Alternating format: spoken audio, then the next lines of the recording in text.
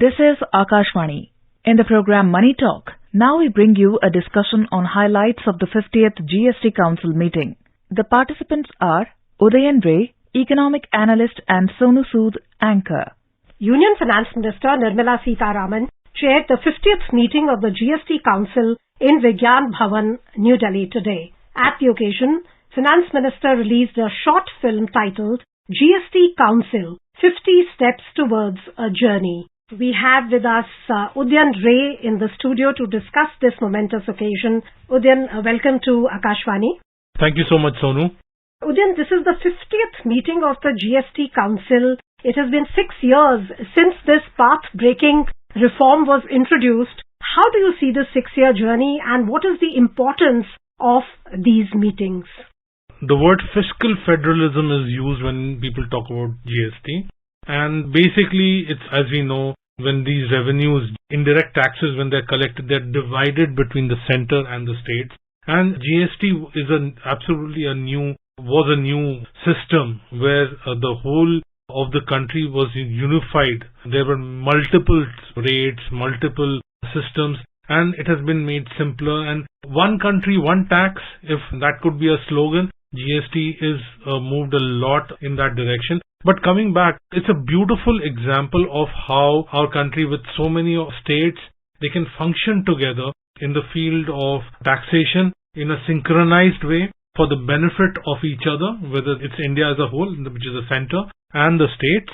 And apart from that, the taxpayers who, whether it's businesses or other entities, and basically more scientific or more easy to comply, easy to manage kind of a system. And this is the 50th meeting, and I think close to 1,500 important decisions have been taken in these council meetings where representatives of the state from the center, chaired by the finance minister, and select senior bureaucrats, government administration, finance administration officials are part of the council deliberations. So the fiscal federalism where you raise taxes and then you distribute it across states and the center, this was a new regimen and it's working well and it's been progressing well. And 50th is a nice little milestone of this dramatic change that happened about 6 years back.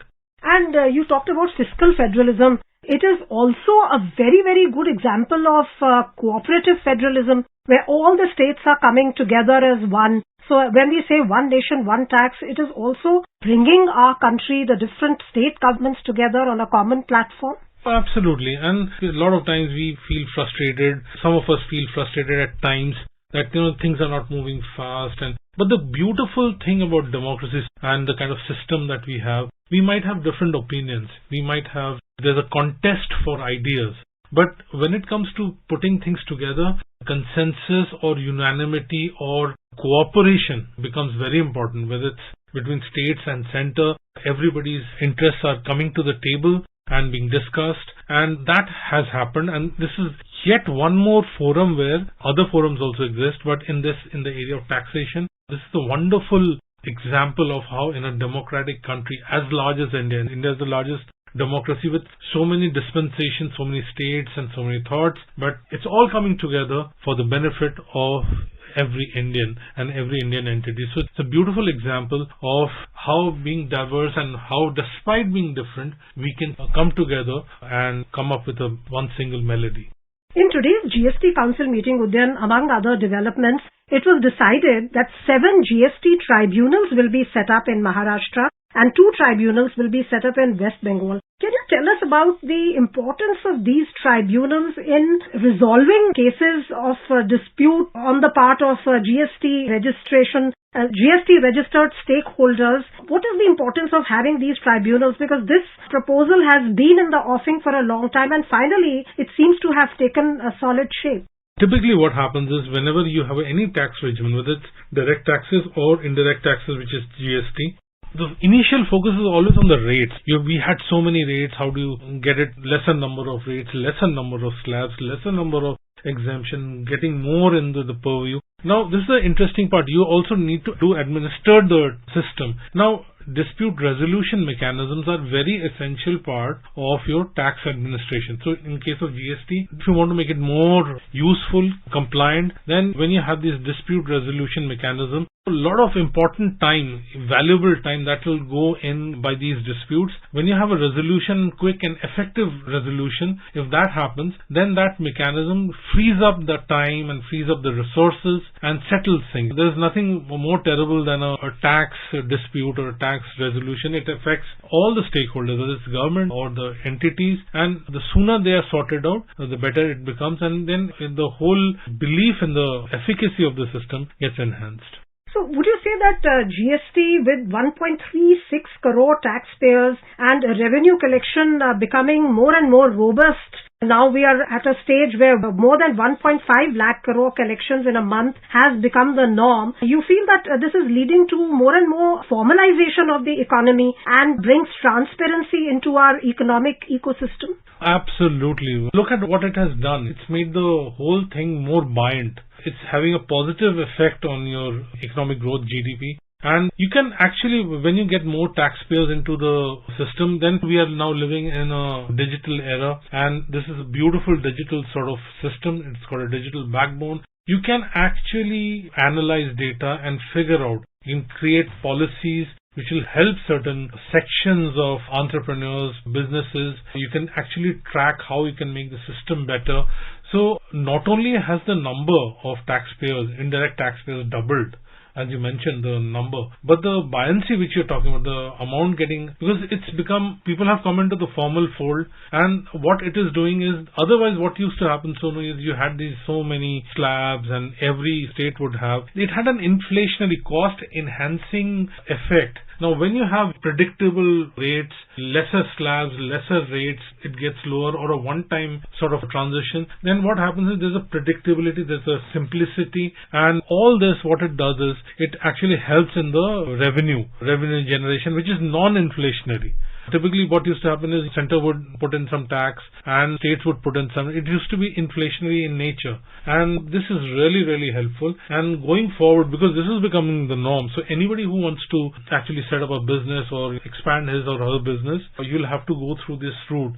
So the whole movement of money within the system can be mapped, and the huge problem of economic activity, important economic activity staying outside the formal sector, that is reducing. And channels like banking and others, they also get empowered because you're getting the information, then you can lend to people, you're raising better money, the money is coming to banks, formal institutions. So it's just not just about tax, it's what it does to the whole connected ecosystem. Among other developments, Udyan, the GST Council today approved exemption of GST on import of cancer drug dinutuximab and food for special medical purposes that are used in the treatment of rare diseases.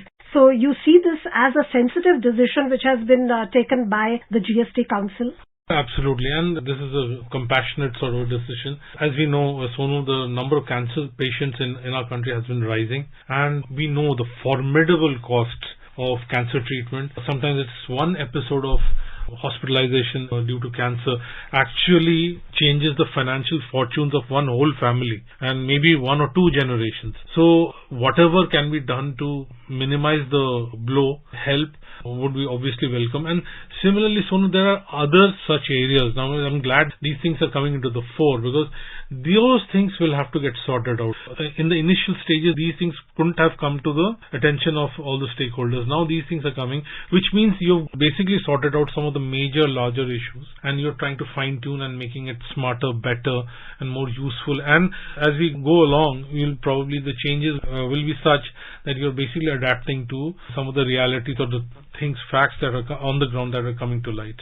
One of the key highlights of today's meeting is that the Council has decided to do away with the distinction of game of skill and chance in case of online gaming, and 28% GST rate will be imposed on online gaming, casinos and horse racing. This again was the issue which had been discussed for long, and there was great expectation that a decision will come in this Council on this particular aspect. How do you see this?